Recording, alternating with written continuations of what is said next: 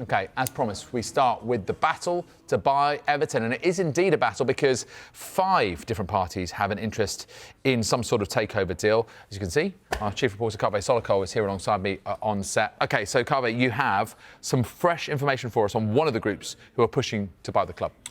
Yes, one of the groups I can confirm is a partnership between 2 very wealthy, very serious UK business owners who are actually both Everton supporters, lifelong Everton supporters as well.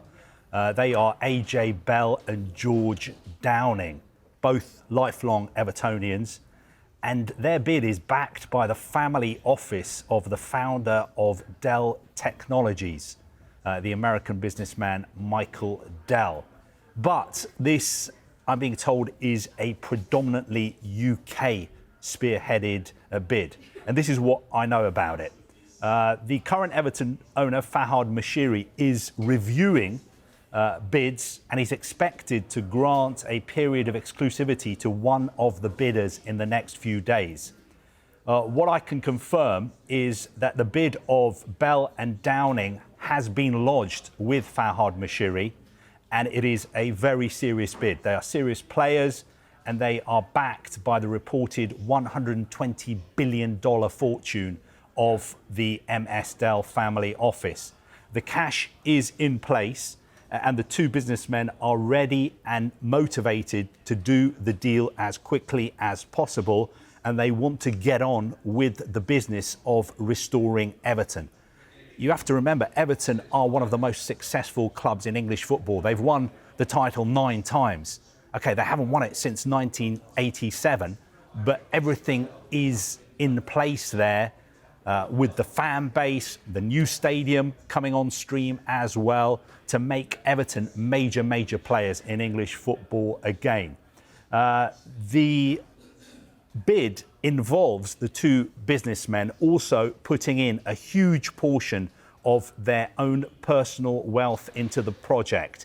They themselves are putting their necks on the line to restore Everton to its former glories. Now, my understanding of the situation is that this is not 2 supporters who are getting carried away and they want the publicity of owning a Premier League club. They are 2 private people, but they just see this as an opportunity to help restore Everton to its former glories. And they are Everton supporters. They have the motivation, they have the funds in place to be able to do that.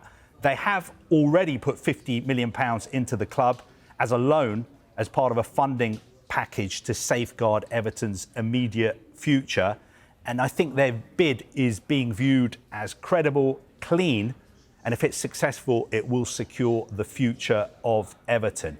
And what they want to do is guarantee, in the short term, stability and security, and make sure that Everton is sustainable going forward and is a club that is well run and can compete with the other big clubs in the Premier League as well. They've also forged a close working and personal relationship with Fahad Mashiri over the years, and they have complete respect for his professional conduct, and they are hoping, and our Everton fans will be hoping as well, that Mashiri reviews these bids and picks the one that I expect he will, that is in the best interest of Everton Football Club going forward. Can I just sort of pick up on a couple of those things, Kaveh? Because, you know, as you mentioned, it's sort of in a weird sort of way got a front end and a back end, isn't it, in terms of this particular bid and these 2 individuals, Bell and Downing, and we'll come on to the sort of Michael Dell side in a minute, but can you just refresh a little bit again, because people are always going to be intensely interested in who these people are. What do we actually know about these 2 individuals? I mean, that's a very good question. That's the first question you have to ask. If anybody comes along and tries to buy your club, you have to ask, who are these people? Why do they want to buy my club? And what is the end game? What are they trying to achieve by doing this? The information I have about Mr. Bell and Mr. Downing is that they are lifelong friends. Bell made his fortune with the investment platform AJ Bell. Downing made his fortune with the property company Downing Group. Now, Bell was awarded a CBE earlier this year, and he advises the government on financial services. And according to the Sunday Times Rich List, this is not an exact science, but according to them, he is the 324th richest man in the country, with a net worth estimated around £400 million. Downing is a family-owned business, and they have several £billion worth of assets, and they are known for revitalising some of the country's most iconic buildings, including the Liverpool building at Liverpool's Pier Head. Bell is already invested in a sports team before. He's got sports interests. He has extensive knowledge of high-level sport after investing in St Helens Rugby League Club, his hometown club, at a time when they were in serious financial trouble back in 2009. Now they're one of the most successful rugby league sides.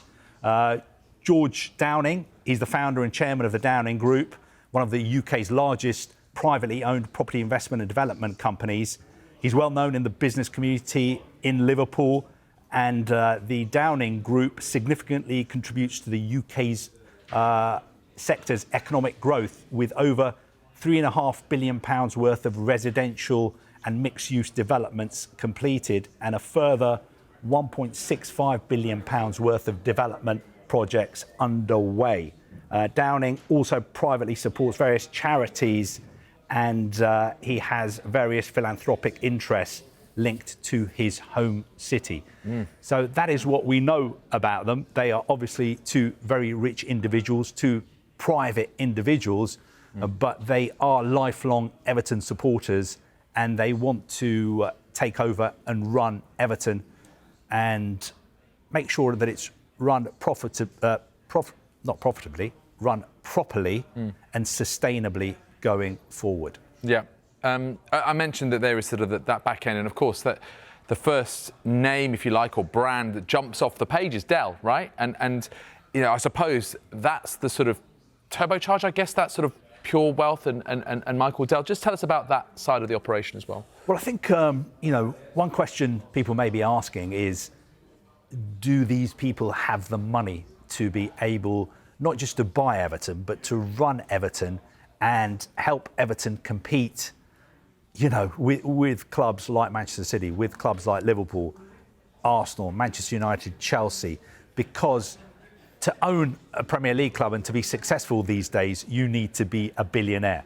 Of course, Michael Dell is a billionaire. His family office is backing this bid. But I think what's interesting now is the Premier League changing a little bit because of the fact that financial rules are being enforced more and more strictly. What that means is that the Premier League is not just a billionaire's playground anymore, because you can't buy a Premier League club and just spend, because there are now profitability and sustainability rules. And from the season after next, there will be squad cost control rules. So if you're a billionaire, you're operating with one hand tied behind your back. So it's not a case of just, if you're a football supporter, thinking, I want a billionaire, I want Bill Gates, I want Elon Musk, I want Michael Dell to buy my club. Because even if they were to buy your club, they wouldn't be able to spend billions and billions or hundreds of millions of pounds on it, because they've got to stick by the financial fair play rules. And that is why we've seen clubs like Crystal Palace, extremely well run. Okay, they have rich owners, but they are not mega billionaires. Clubs like Brentford, clubs like Brighton, clubs like West Ham, all these clubs are run by people who are very, very rich, but they also people who support their club. So they are owning and running the club that they grew up supporting. And I think if this bid is successful, that could be what happens to Everton as well. Yeah, and you say people who know the game, who know the Premier League, who know what football is like in this country. Of course, we have a lot of foreign owners now, but that's another point, isn't it? That, you know, there is that knowledge, there is that experience and an understanding how the whole system works. It's a fascinating situation. I'm sure it's going to develop. You want owners who obviously they've got the money, but you want owners who get the club, who understand what the club is about, who understand what it feels like to be an Everton fan. And I don't know these bidders personally, but from having done a little bit of digging into their backgrounds and talking to people who know them, what I know for sure is that they are very rich and they're also Everton supporters. Okay, fantastic. We'll keep an eye on the situation. Thank you very much indeed, Kaveh.